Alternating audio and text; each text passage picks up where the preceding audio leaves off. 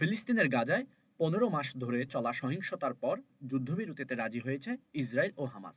এটি কার্যকর হবে আগামী রোববার থেকে।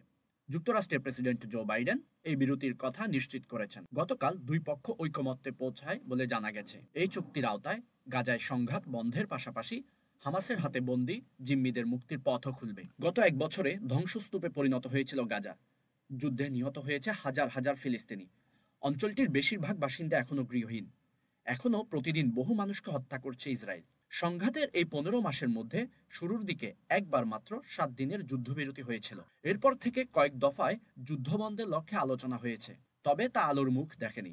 এরই মধ্যে সম্প্রতি যুদ্ধবিরতির চুক্তির চাপ বাড়তে থাকে। এই লক্ষ্যে মধ্যস্থতাকারী দেশ হিসেবে জোর তৎপরতা শুরু করে কাতার, মিশর ও যুক্তরাষ্ট্র। হামাস ও ইসরায়েলের সঙ্গে শুরু করে আলোচনা।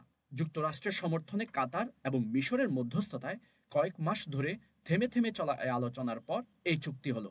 যুক্তরাষ্ট্রের নবনির্বাচিত প্রেসিডেন্ট ডোনাল্ড ট্রাম্প শপথ নেয়ার আগেই এলো ইসরায়েল হামাসের চুক্তিতে পৌঁছার খবর। এই চুক্তির আওতায় ২০২৩ সালের ৭ অক্টোবর হামাসের হাতে আটক হওয়া প্রায় ১০০ জন জিম্মিকে ফিরিয়ে দিবে ফিলিস্তিন। বিনিময়ে ফিলিস্তিনি বন্দীদের মুক্তি দেবে ইসরায়েল। প্রথম ধাপে ৩৩ জন জিম্মিকে মুক্তি দেওয়া হবে।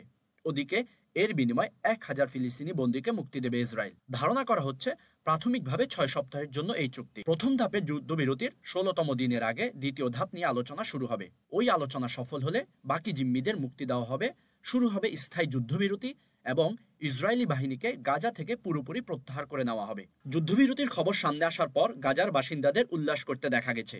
মধ্য গাজার দেইর আল বালাহ ও অন্যান্য এলাকায় জড়ো হন হাজার হাজার মানুষ। আনন্দে তারা একে অপরকে জড়িয়ে ধরেন। দিনটিকে স্মরণীয় করে রাখতে অনেককে মুঠোফোনে ছবি তুলতে দেখা যায়।